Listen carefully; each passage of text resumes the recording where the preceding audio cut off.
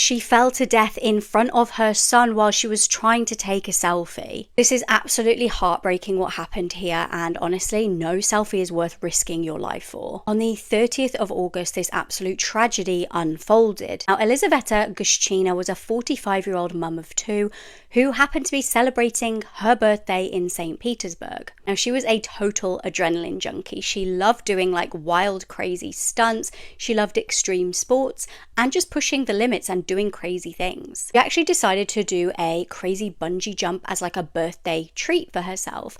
And honestly, this thing is like my worst nightmare. You could not pay me enough money to do that. But some people seem to just really enjoy doing this kind of stuff. And she did do the bungee jump that day. Her 22-year-old son was actually stood with her while she did the incredible leap. She was really, really brave, and she was actually taking a selfie after the fact just to kind of like celebrate the occasion. Horrifically, when she tried to take a step backwards and take the selfie, she lost her footing, and I've seen it reported that like it was slightly slippy, and she fell off a 90-meter high platform. Now, I believe either her safety harness wasn't actually attached at that point, or it wasn't like set the right length in order to save her, and she ultimately hit the ground. She ate a poisonous cake that was left at her doorstep. 17-year-old Ana Neves was from Brazil, and she was described as a quiet girl who had a few close friends. Secretly, one of Anna's best friends was actually jealous of her, and she was planning something sinister. On May 30th of 2025, a guy delivered a package with a cake inside to Anna's home. Anna wasn't home at the time, so her sister took in the package. Anna arrived home later that evening around 6 p.m. and her sister was so excited to show her this cake because it had a note that said, "A treat for the most beautiful girl I've ever seen." Anna was flattered because she believed this was from a secret admirer, and as she was eating this cake, she had no idea that that was a big mistake. Less than an hour after eating that cake, she started to vomit violently and have severe diarrhea. The following day, her symptoms got worse and her father rushed her to the hospital. Medical staff told her that she had food poisoning, so she was given medicine and hooked up to an IV drip, and slowly she started to get better. Soon she was discharged and sent home because it seemed like she was back to normal. But later that day, once she was home, she fell on her bathroom floor and suffered a cardiac arrest. Once emergency services arrived to her home, she had passed away. Anna's family was trying to figure out how this could have even happened to her, and that's when Anna's sister remembered that there was a strange guy who had dropped off this delivery. Her family contacted the police, and they were able to determine that this cake was bought at a local pastry shop named Menina Trufa. The owner of the shop spoke with police, and she stated that an order was made for this cake and that an unknown delivery guy from an app had picked it up and delivered it. Police tracked down the guy who delivered this cake, and he was able to get the address of the person who ordered this cake, and it ended up being Anna's best friend. That friend was brought in for questioning, and at first she denied everything and stated that she had nothing to do with her friend's death, but after hours of questioning with the police, she admitted to everything and stated that she had laced the cake with arsenic that she had bought online for $11.50. She stated that she only meant to scare Anna and didn't mean to harm her at all. She ended up stating that she did this to someone else by sending them a poisonous cake as well because two of her boyfriends left her for this girl. This other victim became extremely ill, but fortunately she survived. This friend was sent to a young offenders institution, and her identity is currently being hidden, and there is no updates on any kind of sentencing. He told the paramedics that his fiancée was having a seizure while covering her gunshot wound and sitting on the gun. This case is going to frustrate and confuse you, I already know. On December 26, 2022, Brooks clearly ran to a neighbor's apartment and said that his 21-year-old fiancée, Haley Johnson, was having a seizure and they needed help. That neighbor followed Brooks back to the apartment where Haley was laying on the floor. Brooks sat next to his fiancée, cradled Haley's head in his lap while the neighbor called 911. When the first responders arrived, Brooks was still holding Haley's head in his lap and repeating that she had a seizure. The paramedics kind of pushed Brooks aside, and that's when they realized that Haley had a hole in the back of her head, and tragically, she was already gone. After an additional look at the scene, first responders found a large amount of blood in another room and a shotgun hidden under a pile of clothes that Brooks was sitting on, clearly trying to conceal it. During his interrogation, Brooks changed his story not once, but twice, and would get really angry and even damage some of the property during his temper tantrum. The coroner did determine that Haley Johnson's cause of death was by a gunshot wound, but listed her manner of death as undetermined because there was a lack of evidence whether or not the wound was self-inflicted or caused by someone else. Lack of evidence? The evidence is in the room. Haley's hands were never tested for GSR, and Brooks' hands were only ever tested after he had ample time to wash them. Ultimately, Brooks was charged with concealing a death, making false statements, and interference, and was sentenced to 11 years. The judge did consider overthrowing the concealment charge, but as of right now, when I'm recording this video, it still stands. So with all those charges, if you're like me and a lot of other people who believe that Brooks is guilty of ending Haley's life, she still has not gotten justice. Doesn't make sense to me that he could be concealing her wounds and the gun while making multiple false statements, never once mentioning a gunshot, and still not be charged, but let me know what you think. This autistic teenager was left alone with his baby brother when the house burnt down. Listening to both sides, question testimony. I believe the state has, in fact, met their burden. So therefore, I am going to find that there is probable cause to charge the individual with the found over for General Sessions Court for both charges.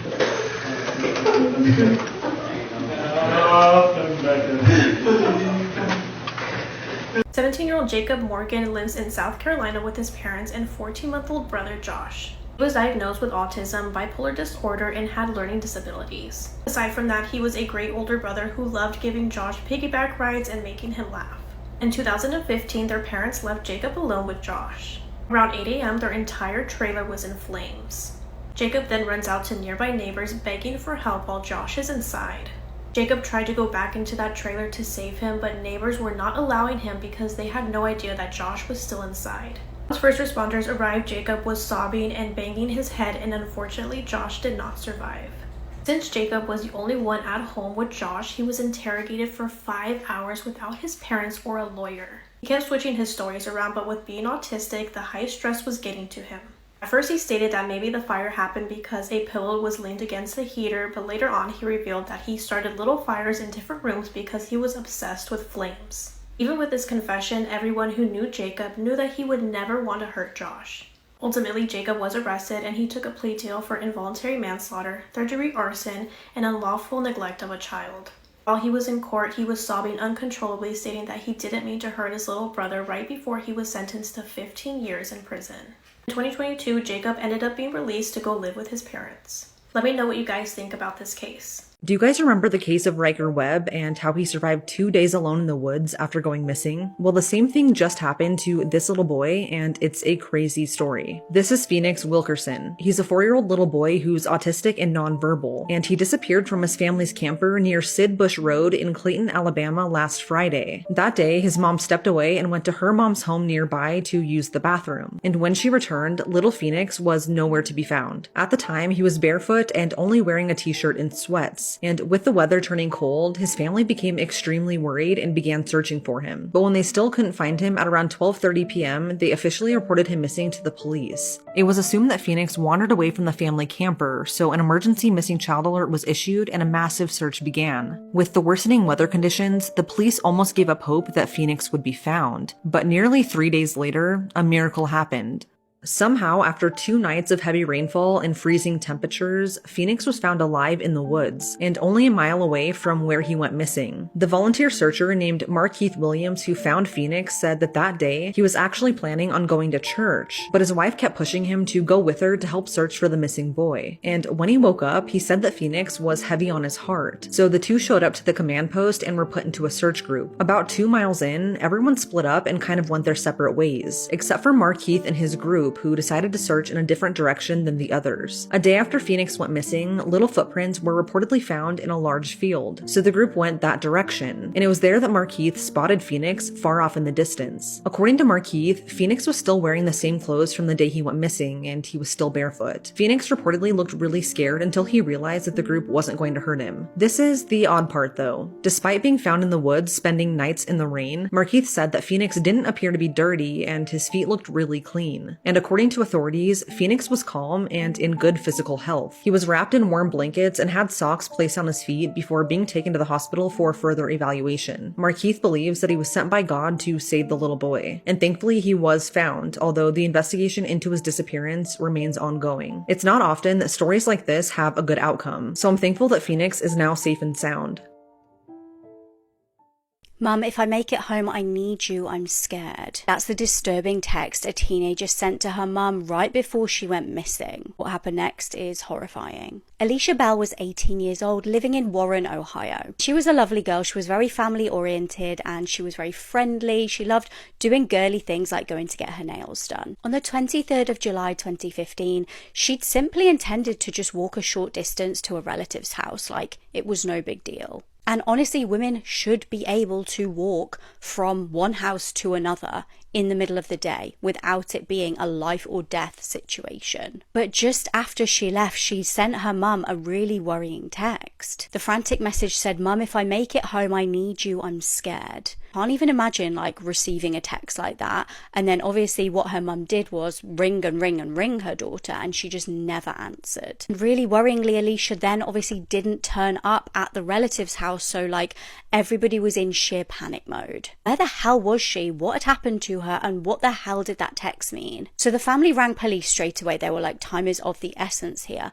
They rang police, but frustratingly, police had no luck tracing the missing girl. But police did know a guy in the local area who had been involved in substances. He was a very shady character, and this was 40-year-old James Brooks. Now, he knew Alicia and he knew her family, so police planned to execute a substance raid at his house in August. And what they found there was so much worse than substances. So they did a thorough search of his property. Obviously, they had this warrant because of the substance stuff, but they obviously were very suspicious with this little girl going missing. And after doing a thorough search of the property, they found something that was just heartbreaking. This was human remains in a pit in the garden. Now, police were obviously suspicious that this very well could be the missing teenager. They sent the remains off to be forensically tested, and they obviously arrested James straight away. Now, he was charged with abuse of a corpse and a bunch of other substance-related charges. And it wasn't long before forensics came back to confirm that yes, those remains were Alicia. In May 2016, James was at this point facing a bunch of charges relating to manslaughter, trafficking, abduction, and substance charges. The thinking was that James actually was trafficking a bunch of girls because another girl went missing. He's considered a person of interest in the disappearance of another missing girl from the same area, Jasmine Smith. She actually had gone missing a month before Alicia had gone missing. This is incredibly sus in my opinion. Apparently she also knew James, and police must have evidence that he was trafficking these girls. I suppose the good news is that he is now off the streets. He did plead guilty to all charges relating to Alicia's death and got 30 years in prison. Murdering a man and his dog and then running away does not make the cops forget about you. Amber Walker crashed into Stephen Fleck and his dog, killing them instantly, and then drives away. She didn't stop, she didn't call for help, she just left them there unalived. Crazy thing is, this was not her first hit and run. The year before, Amber had met up with two people to buy a phone. She steals it from their hand and hits them with her car. How down bad are you? Both victims did survive, but one of them suffered traumatic brain injuries, and the only consequence that Amber got was probation, allowing her to walk free and still drive a fucking car. I'm kind of lucky that I'm still alive, but still there are some functions that I lost. Leading to 2 nights in the ICU from a traumatic brain injury, the former UW student says Walker had hit her a second time with her car, leaving her on the road. After murdering Stephen and his dog, Amber managed to hide from the police for a whole year. When police finally tracked her down in Illinois, she tried to run. Again. Twice. Third time's a charm for her. For some reason, Amber got mad at the police for arresting her, which led to this big ass tantrum that she threw in the back of a police car. Yeah, I'm so hurt. Damn, I'm so hurt. I know, bro. My whole life gone. My life is gone. My life is gone, Boo Man. They're taking my life from me. was actually caught out of coincidence because the car she was in matched the same description of a car who fled the scene of a theft that she committed. She's facing charges including homicide by intoxicated driving, but despite her history and the lives that she took, her bail is set at only $300,000. People were really mad because she murdered a man, his dog, and injured 2 other people, so their lives only cost $300,000 for her to get freedom again. I hope she ran out of luck so that way nobody else's lives have to be affected by her dangerous behaviors. Please be safe, y'all.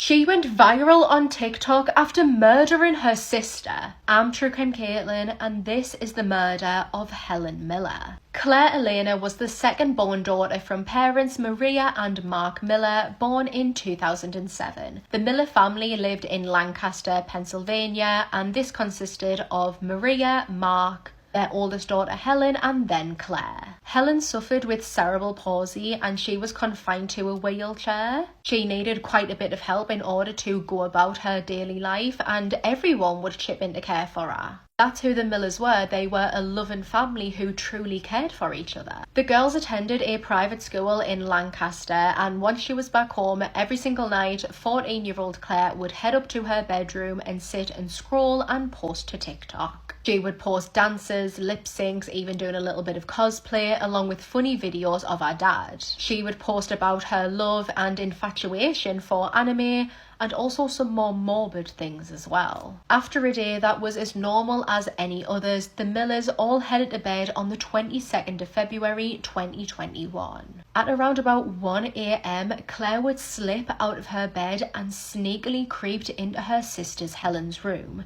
Using a knife that she had stolen from the kitchen, she would proceed to stab her 19-year-old sister in a frenzy a total of 7 times. Helen would sustain 2 wounds to her chest, 2 to her jaw, and 3 to her neck where the knife became lodged. After that, Claire would then pick up a pillow and put it over Helen's face. Only 8 minutes after leaving her bedroom, Claire would call the police, telling the dispatcher, quote, "I stabbed my sister." When police arrived, they would discover Claire standing outside. She was barefoot and her blue pajamas were covered in fresh, wet, red blood. She told them where they would be able to find Helen, and so they rushed inside, awaken Mark and Maria, who had no idea what had happened. They had went to sleep after a normal day and had woken up in a crime scene. The officers at the scene tried their best to resuscitate Helen while awaiting an ambulance. However, it was too late, and 19-year-old Helen Miller would be pronounced dead. After being arrested and taken to the police station, hours later, Claire would make these really morbid and odd and uncomfortable comments. She told one officer that she had, quote, Michael Myred her sister, and when she was brought a McDonald's for her breakfast, she said, quote, "Oh, McDonald's. I would have killed someone sooner if I knew I was going to get McDonald's." Investigators would go on to find thousands of text messages between Claire and her friends where she openly spoke and expressed her desire to kill someone. They would describe her as being obsessed with homicide. Claire was charged with criminal homicide, and due to the laws or just how things work in Pennsylvania, this automatically meant that even though she was only 14 years old, she would be tried as an adult. At the trial, the defense tried to say that Claire didn't really realize what she was doing, she was having a mental break, and that she didn't really want or intend to hurt her sister. Her parents testified, telling the judge that they didn't want to lose another daughter. They had lost one daughter to murder, and they didn't want to lose the other one to prison, which I can imagine is a very conflicting feeling. Maria and Mark would say that Claire had really struggled with her mental health, with her gender identity, and that they didn't believe that she really wanted to hurt her sister. Claire Miller would end up pleading guilty but mentally ill to the 3rd-degree murder of Helen Miller. She was handed a sentence of 12.5 to 40 years to serve. After the news of the murder got out, Claire's TikTok went absolutely viral. She would receive millions of views, thousands of comments, likes and shares on each video before her account was permanently removed. I feel like we gave parents who put their kids on leashes too much shit in the early 2000s because cases like the disappearance of 6-year-old Morgan Nick have me highly considering it when I'm a parent. The evening that 6-year-old Morgan Nick vanished, she went to a minor league baseball game with her mom, Colleen, and Colleen had always been very overprotective of all of her kids, so when 2 older children came over and asked if 6-year-old Morgan wanted to play, Colleen hesitated but reluctantly agreed, because when she turned her head, she could see where they were playing. But during one of the moments when Colleen had her back turned, Morgan vanished. And really, the only thing that the 2 kids that Morgan was just playing with could remember was that a creepy man was just talking to Morgan right before she disappeared. And as the panic really started to sink in for Morgan's mom, Colleen, another adult called 911. And after speaking with witnesses, we had a description of the man that was last seen with Morgan. A man with dark hair in his 20s or 30s with a mustache and beard, and a description of his unique vehicle, a red truck with a white camper bed. Turns out the day and day after Morgan disappeared, there were other attempted abductions of little girls in the same area. In the first instance, earlier the same day that Morgan disappeared, a man tried to abduct a 4-year-old girl into his red truck but was thankfully stopped by her mother. And then the following day from Morgan's disappearance, 15 miles away, a man tried to get a 9-year-old girl to go into the men's bathroom of a convenience store with him. And then 2 months after Morgan disappeared, only 8 minutes away from where she was last seen, there was another failed abduction of a little girl, and this time an arrest was made. And yes, a red truck was involved, and if you thought now we were finally gonna get some answers, you're sadly mistaken, because this is when this case starts to get really complicated, so comment for part 2. This woman was the mother-in-law from hell. I'm True Crime Caitlin, and this is double murderer Stylo Christofi. Stylo was born in a small, isolated village in Cyprus within an unhappy home. She would often witness violence and seemingly took this on. At age 25, she got married and she would have a son who she named Stavros, and her family were on the borderline of poverty. Stylo wasn't really working as she was caring for Stavros, and her husband only really brought in one very small wage, and that came from an olive grove that they owned and ran. The family of 3 would end up moving in with Stylo's mother-in-law, Maria, and to say that the 2 women butt heads was an understatement. Maria would allegedly interfere with her son and Stylo's marriage, and Stylo's husband would always be on his mum's side. He would always listen to her, and this caused a lot of tension within the home. In 1925, the 2 women got into such a fiery argument that Stylo decided she was going to kill Maria. She enlisted the help of 2 other women who I presume held Maria down while Stylo shoved a lit torch down her throat, killing her. All 3 of the women that were involved would be arrested under suspicion of murder, but because not one of them would speak, none of them would say a single word, there was too much reasonable doubt to take it to trial, so the women were all let go and Stylo got away with murder. Stylo's husband would end up leaving her. Of course, she had murdered his beloved mother in an incredibly brutal way, so from now on it was just Stylo and her son Stavros. In 1941, after years and years of saving up, Stavros finally had enough money, and so he took the plunge and immigrated to London. He began working as a wine waiter in the very prestigious Café de Paris, and this is where he would meet the love of his life, a woman named Hella. Hella was a German model, and the 2 instantly clicked. They would go on to marry and have 3 children of their own, and they lived what was described as a quiet, happy, peaceful life. 12 years had quickly went by since Stavros had been living in London and last seen his mother.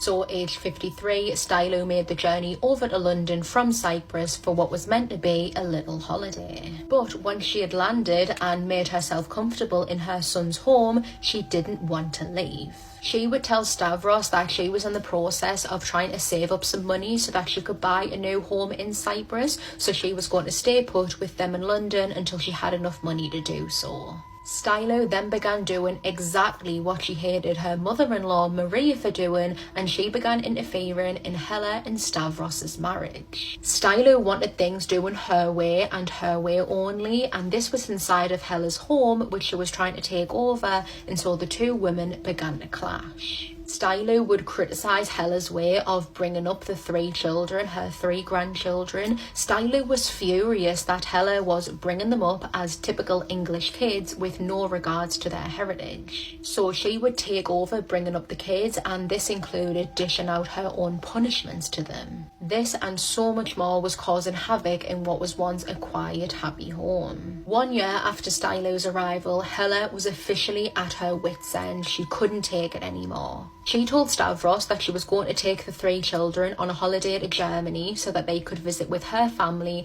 and when she returned back home, she expected Stylo to be gone. Stavros agreed with absolutely no hesitation. He could see the strain that his mother was putting on their marriage, on their children's lives, on just their lives in general. Hella would go so far as to describe Stylo being there as torture. When Stylo got wind of this, that another woman who she considered a stranger was trying to make decisions in her life which affected her from seeing her family, her son and her grandkids, she became absolutely furious and decided that she needed to get rid of Hella.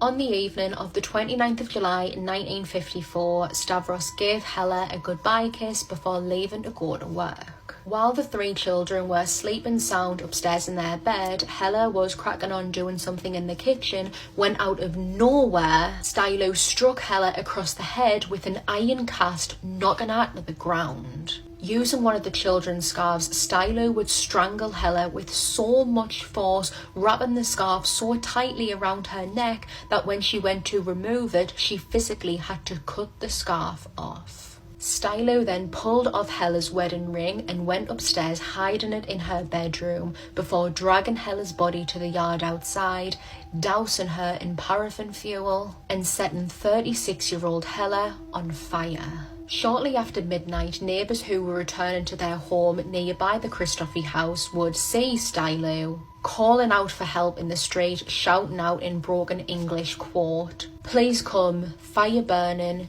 children sleeping." The neighbours raced back to the house with Stylo, and immediately it was evidently clear that this was no normal fire.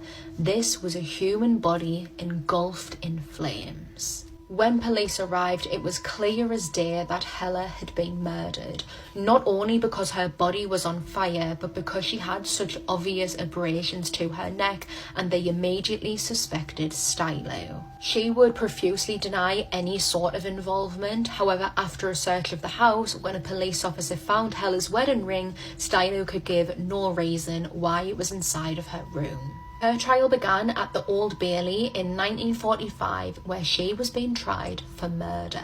Her son Stavros had stepped in to act as her translator throughout the trial because Stylo spoke virtually no English.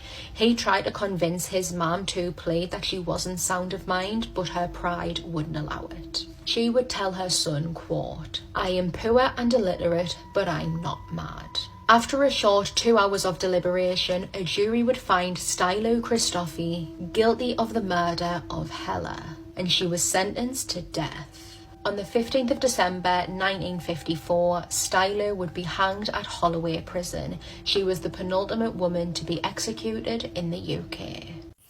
Yeah, just take a seat. I'm not even going to intro this video, just sit down. It doesn't sound real. If you told me this was a movie, I would be like, you know what, that makes more sense. Twins June and Jennifer were born to parents Aubrey and Gloria in 1963. The twins were their 3rd and 4th kids. They had 2 previously. And June and Jennifer would eventually be known as the Silent Twins. The family relocated first to England, but they ended up in Wales in 1974. They moved quite often because the dad was employed by the Air Force. The twins were very close, very, very close, and they both struggled with their speech. Their speech was not advancing at a normal rate, and as a result of that, they only knew very little words. It was difficult for them to communicate to anyone else. One of the twins, June, has been quoted saying, quote, "We had a speech impediment. Our parents couldn't understand a word that we were saying. Nobody understood, so we stopped talking," end quote. And on top of that, they were excluded at the school they attended because their entire school was white, and they were not. And that had a massive impact on them, so much so that the school staff would dismiss them early each day to avoid the bullying. How sad is that? June has said, quote, "We were ridiculed and bullied. It was a feeling of despair, desolation, being let down by everybody, hated, and being made to feel horrible," end quote. So the two of them felt different because of their speech. They also felt resented by their classmates, so they just decided that they didn't really want anything to do with anyone else. They stopped reading and writing at school. They stopped making eye contact with anyone. They stopped talking to everyone altogether, including their family. And they created their own little language with words only they understood and sounds that they would make to communicate with each other. Later on, they stopped talking even to each other in front of other people. June and Jennifer only communicating to each other bonded them, of course, but soon they began morphing into one person. They would walk in sync. They would eat in sync. Every single movement of theirs was in sync. So say, for example, they were walking, one of them tripped and fell. The other one would trip and fall. When they were around 14 years old, a medic visited the school and noticed the twins' behavior and lack of speech. So he notified a child psychologist to meet with the girls. As a result, the twins were sent to speak to therapists to try and understand them more, to try and help them, but they refused to speak, so that was unsuccessful. The twins were then sent to a hospital because their behavior was so noticeably odd and nobody could make sense of it, but they also refused to speak there, so that didn't help. Then they were sent to a boarding school, also wouldn't talk there, so that didn't help either. Eventually, a decision was made that the only way to help them learn how to live independently would be to separate them, but separating them only made things worse because they stopped eating, they stopped sleeping, they would hardly move, they would just exist, but there was almost no life behind their eyes. So eventually they were reunited because that situation obviously wasn't helping. When they were back together, June and Jennifer became even more isolated to the world, believe it or not. They would basically spend 23 out of the 24 hours of the day in their bedroom only with each other. They wouldn't leave the room to eat. I assume the parents brought the food to their bedroom, but they simply didn't want to coexist with anyone but each other. They refused to be in the same room as anyone else. They would not enter a room if someone else was in there. They wouldn't go watch TV if another family member was watching it. If they did want to watch TV, they would leave a note for their family saying, "We want to watch TV at this time," and the family would leave a door open so the twins could sit in the hallway and watch TV, and then they would run back to their bedroom. So all of their time was spent in their bedrooms, but that being said, they did do stuff. They played with each other, they played with dolls. They eventually found their favorite hobby, which was writing, and the older that they got, the more sure they were that they wanted to write as a career. They each kept a diary in which they would write in daily, and they wrote a number of stories, poems, novels, etc. And I found this really interesting, but their favorite thing to write about were stories of young boys and girls who exhibited strange and often criminal behavior. At 18 years old, they attempted to have some of their writings published, but that didn't work out for them. And they felt very trapped because it's not like they necessarily liked being lonely and alone and isolated from the world. They just felt like they needed to be because they didn't feel understood by anyone else. But being isolated and only talking to each other and only being in their bedroom began to feel like their own little prison to them. And when they turned 18 and publishing their stories wasn't successful, they felt like their life was just passing them by. So they decided to start hanging out with some boys, but the thing is, those boys were not great. June has said, quote, "The two of us were out of our minds. We were out of our depth, beyond help. So from going to being writers, we started destroying the town, vandalizing places," end quote. Their behavior got out of hand pretty quickly. They were setting things on fire, committing petty crimes, stealing, vandalizing buildings. They were acting out. And when they got caught by the police got a hold of their diaries in which the twins admitted to everything, so they were arrested. When they were in custody, the then 19-year-old twins got assessed by a psychiatrist, and under the Mental Health Act, the psychiatrist decided that they should be moved to Broadmoor Hospital. And we have spoken about Broadmoor Hospital before. It's a psychiatric hospital for the criminally insane. That hospital holds some of the most notorious criminals like Charles Bronson and the Yorkshire Ripper. It honestly sounds terrifying. June said that when they were sent there, she thought they were only going to be there for a short amount of time. But come to find out, they were sent there for an indefinite period of time based on their psychiatric reports. And their behavior while at Broadmoor was described as dangerous and disturbing. Dangerous because when they were together, they would write in their diaries about how much they hated each other and about how they wanted to end the life of the other one because they hated each other so much. They would write the most violent things, and they would get also in physical fights. But when they were apart, they would write about how lonely they were, how much they missed the other twin, and how much they needed each other. To use as an example of the disturbing behavior, sometimes staff would find them on opposite sides of the building, frozen in the exact same position. Very odd. On top of that, they were in Broadmoor, so the people they were around were the worst of the worst criminals there are. June has said, quote, "My first boyfriend was there for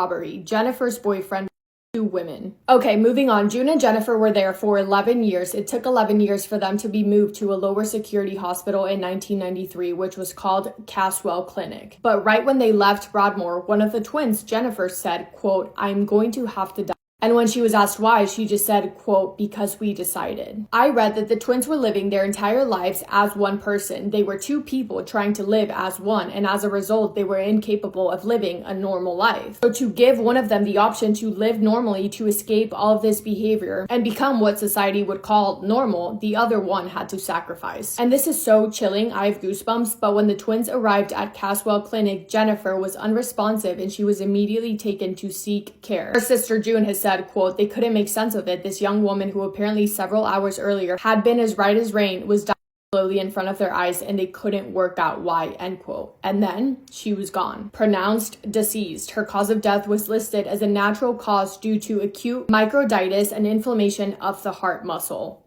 What? After her twin sister Jennifer passed away, June wrote a poem that reads, quote, we were once two, we two made one, we'd know more too, through life be one, rest in peace, end quote. June now is living a normal life, a happy life, and she continues to write. She has spoken out about her experience with her sister and she plans to publish her writing. I think she already published some, but plans to publish more. And to end this video with one of her quotes, she says, quote, every day I wake up and say to myself, one more day for me and one more day for my sister. I live for her. What I see and do, she does as well. Yeah, so that's that story. Weird, strange, odd, all of the above. I remember when I heard this, I think I was in high school and I was so bamboozled by it. I ran to my school and told all my friends this story because I was like, what? Anyway, that is all I have for today's story. Thank you for spending time with me and for listening to the story. Please let me know what you think about it. I'm going to read all the comments as I usually try to do. But yeah, that's all for me today. I hope you guys are having the best day. If not, go do something to make it the best day. Make somebody happy and I will see you in my next video. Massive kiss on the forehead to every single one of you.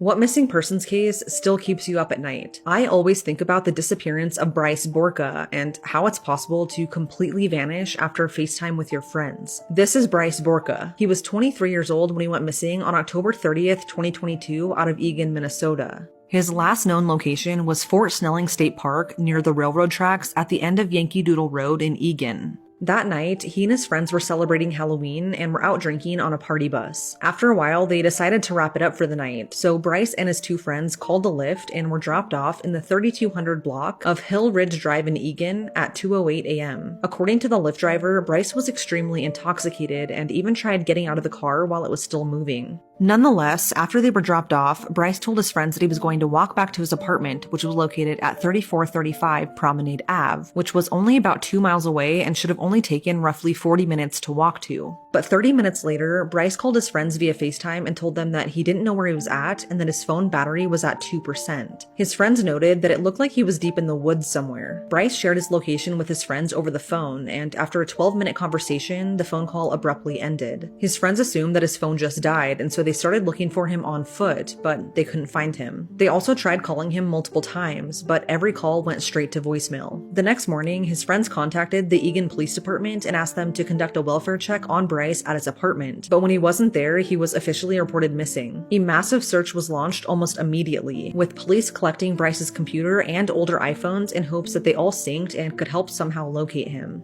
After gathering phone records, authorities found that Bryce walked through a small industrial area near Minnesota Highway 13 before heading into a heavily wooded area with several marshes and ponds. But what's odd is that this was in the opposite direction of Bryce's apartment, so he had no reason to go to this area. After this, Bryce completely vanished, and no one has seen or heard from him since. Multiple searches have been conducted since he disappeared, covering over 1,500 acres using canines and drones, but no trace of Bryce has ever been found. According to the Eagan police, Bryce was seen on surveillance footage the night he disappeared walking alone, and because of this, they say that there's no indication of foul play. A tie was found along the route that he was going that night, which possibly belongs to him. But as of right now, authorities can't confirm that. The heavily wooded area where Bryce's phone last pinged is somewhat near the Minnesota River, so there is a possibility that he fell in. But at this point, you would think that something would have been found by now. It's cases like this that truly scare me. How you can be here 1 minute and gone the next is terrifying. If you have any information about the disappearance of Bryce Borka, please contact the Eagan Police Department at 651-675-5700. 4-year-old little girl goes missing and is found days later in her bed.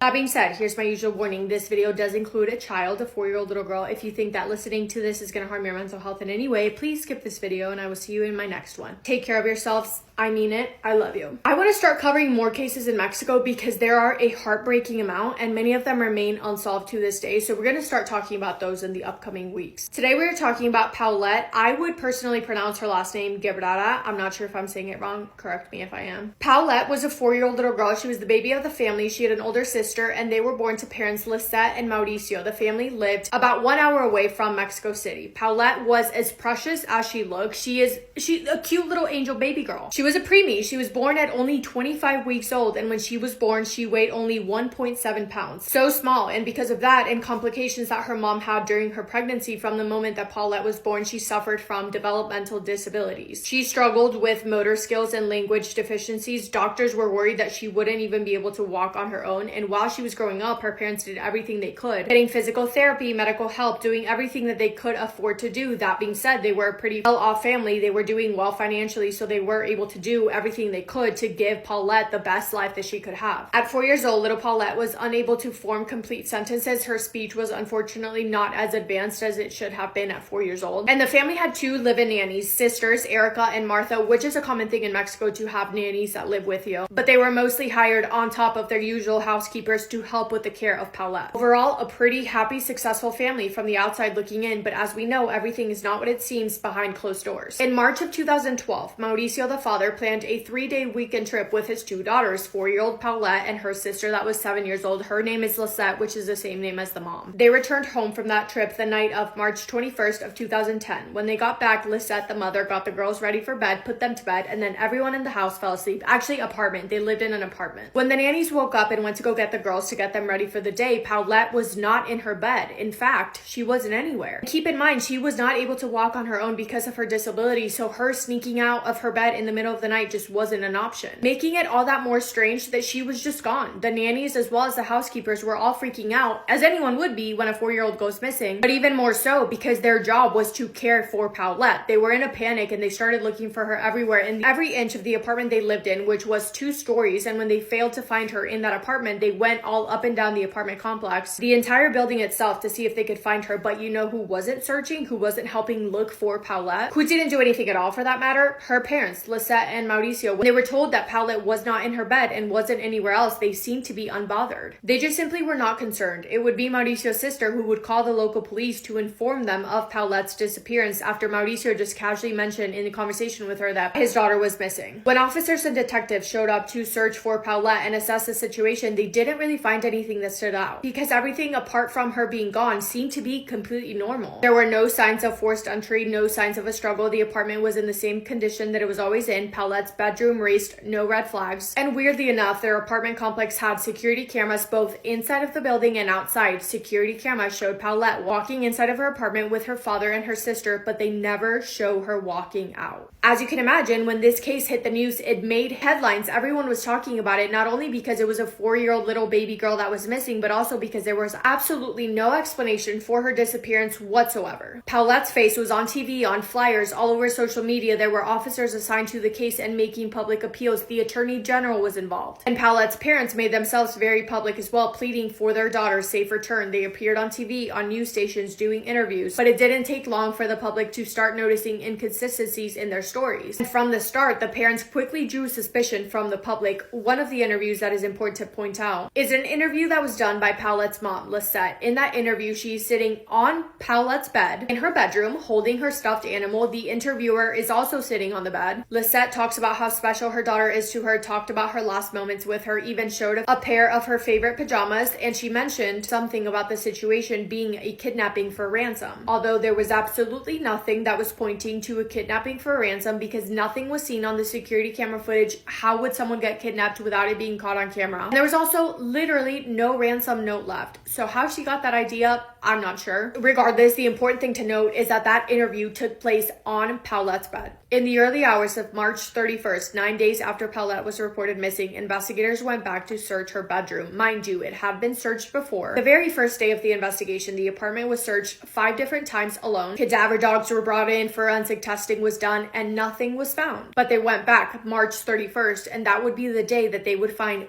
4-year-old Paulette's little body. As soon as they entered the apartment, they were hit with the overwhelming smell of a decomposing human body. And when they entered her bedroom, they found her deceased, her body wrapped in a blood-stained bedsheet and hidden in the gap at the foot of the bed. What? I have so many issues with this, so many questions. First of all, her body was not there for the 9 days that she was missing. Absolutely no way, not a chance. The whole apartment was searched 5 times in the first day alone. Cadaver dogs were brought in, forensic testing was done. In the interview the mother did, she was literally sitting on the spot of the bed where Paulette's body was found. Not only that, but another issue is the bedroom was never once taped off as a crime scene, which is ridiculous because everyone's DNA was everywhere. But you're telling me investigators, detectives, officers, the families, the nannies, the housekeepers, the interviewers, news reporters, all of those people went into that bedroom in those 9-10 days and saw nothing when they were actively searching for something, and smelled nothing until the day where the body was actually found. Oh, and I forgot, there was a family friend staying with the family during that time for whatever reason, I'm unsure, but she was staying in Paulette's room that entire time, which is weird in itself. Your daughter is missing, why is someone sleeping on her bed? But she made it a point to tell investigators that her morning routine was to wake up and make the bed first thing in the morning. The official report concluded that Paulette's cause of death was strangulation, stating she accidentally suffocated and got trapped between the mattress and the bed frame, and authorities claim she passed away the night that she went missing. The autopsy, on the other hand, revealed that the cause of death was asphyxiation by obstruction of the nasal cavities and thorax abdominal compression. Weirdly enough as well, the report claimed that there were no signs of her body being moved after death and that the position that she was found in was the position that she passed away in. However, I have another issue with that. Remember the interview that was done by her mom in her bedroom? Those pajamas were the exact same pajamas Paulette was wearing when her body was found. Explain that to me. After Paulette's body was found, Lisette and Mauricio turned on each other. Mauricio was basically pointing the finger at Lisette, saying that she had reason to want to harm her daughter and saying that she would be capable of doing something horrific. However, also important to note that during this time, during all of this, it came out that Lisette was having an affair. She was cheating on Mauricio. So was Mauricio pointing the finger at her because he thought that she actually was the one responsible? Or was he pointing the finger at her because he was only angry and holding a grudge about the affair? To conclude everything, Paulette's death was ruled as an accident, and that sounds like insanity to me. This is my opinion. Saying that her body was there the entire time that she was missing is a lie. And if that is a lie, it just makes me think that there are many, many other lies that were just never uncovered. It just doesn't make sense. It just doesn't. Simple as that. You're telling me the cadaver dogs couldn't smell a thing. Nobody smelled decomposition at all in 9 days until the day that her body was found.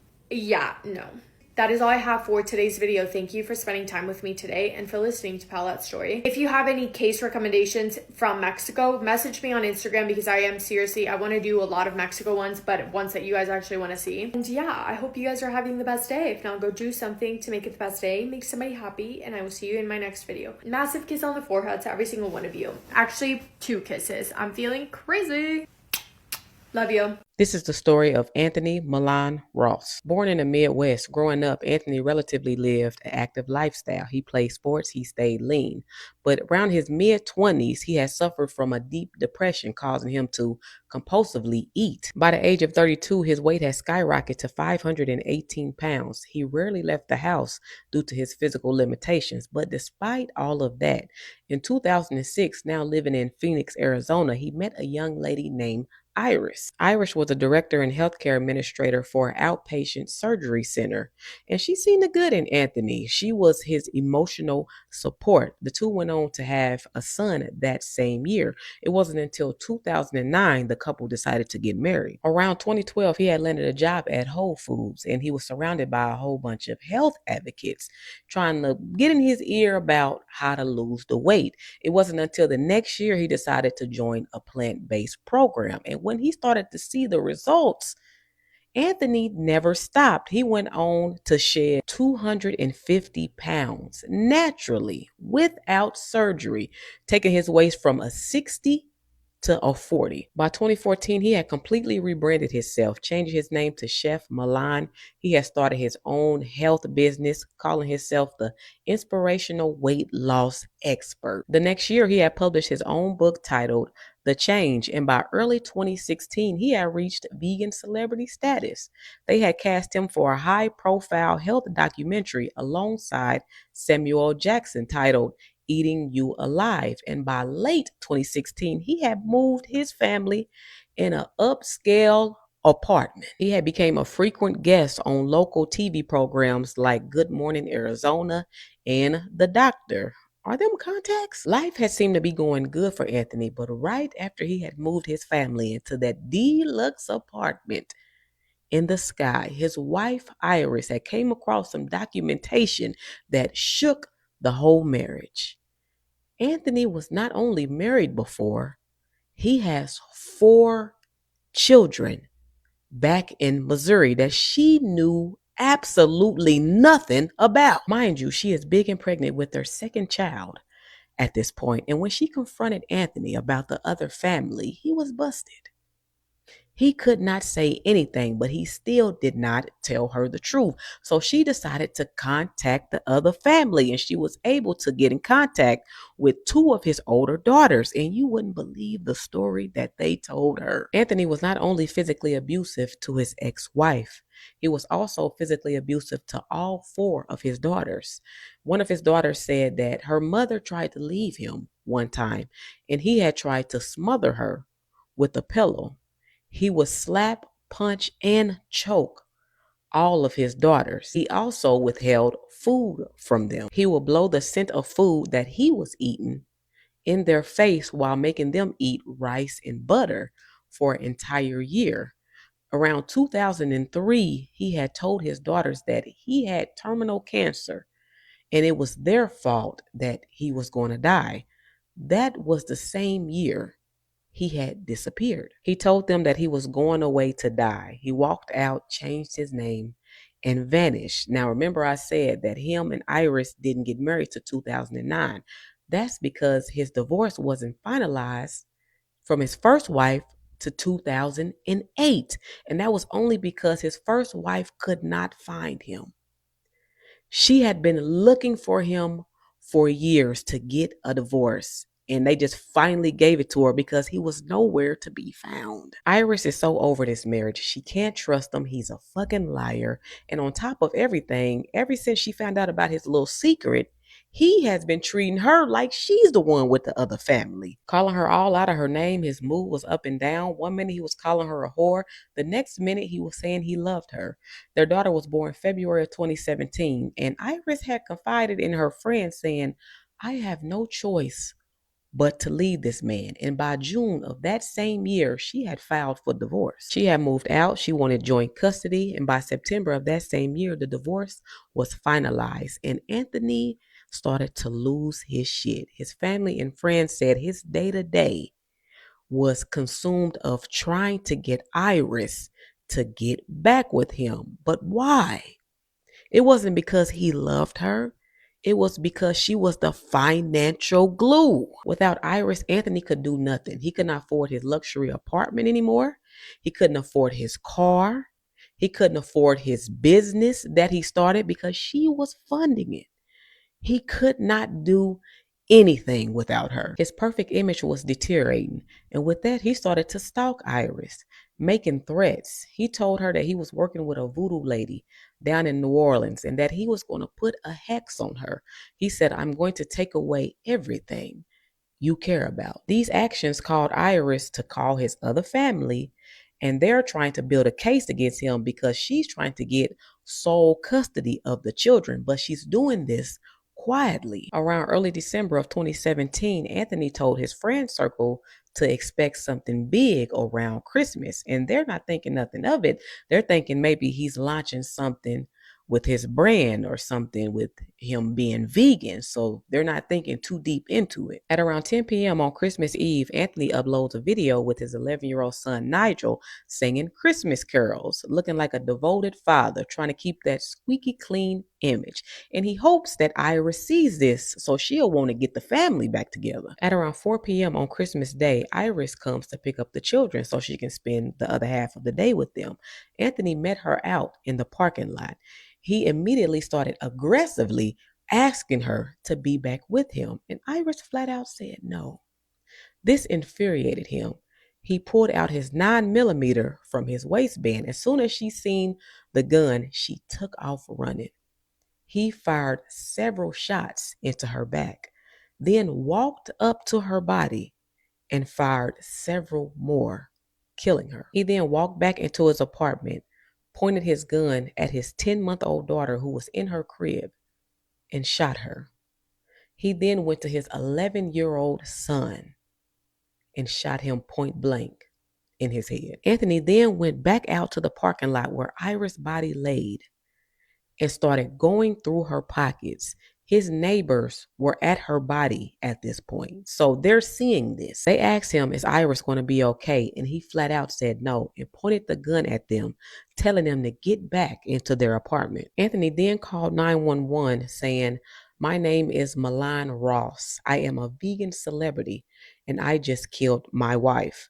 This will be all over the evening news. They immediately had his apartment surrounded. It was a 6-hour standoff. When they finally decided to breach his door, Anthony fired his gun till he could not fire it anymore. None of the officers was hurt, but unfortunately, Anthony made it out without any injuries. He pled not guilty, claiming that the murders were not premeditated, but his Google searches showed that he was looking up ways to annihilate his family. His trial started in November of 2025, and with all of the overwhelming evidence that they had already, his daughters from his first family put the cherry on top and testified against his ass. His only real defense was his actions were fueled by alcohol. But boy, fuck you and your defense team.